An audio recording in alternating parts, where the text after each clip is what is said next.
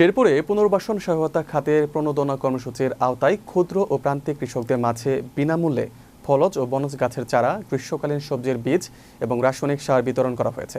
শেরপুর জেলা প্রতিনিধি মাহফুজুর রহমান সাইমন জানান, শনিবার দুপুরে শেরপুর সদর উপজেলা পরিষদ হলরুমে আয়োজিত অনুষ্ঠানে প্রধান অতিথি ছিলেন সংরক্ষিত নারী আসনের সংসদ সদস্য ডাক্তার সানসিলা জেবরিন প্রিয়াঙ্কা। উপজেলা কৃষি অফিস জানায়, এই কর্মসূচির আওতায় শেরপুর সদরের ২,৪০০ কৃষকের মাঝে বিভিন্ন সবজির বীজ ও রাসায়নিক সার, ৬২৫ জন কৃষকের মাঝে ফলজ ও বনজ গাছের চারা, খুঁটি ও জৈব সার এবং ৩০ জন কৃষকের মাঝে লেবুর চারা বিতরণ করা হবে।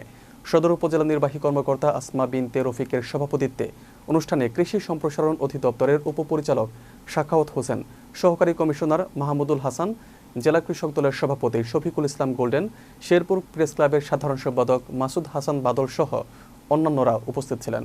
বক্তারা কৃষি উৎপাদন বৃদ্ধি এবং পরিবেশ সুরক্ষায় এ ধরনের প্রণোদনা কার্যক্রম অব্যাহত রাখার উপর গুরুত্বারোপ করেন।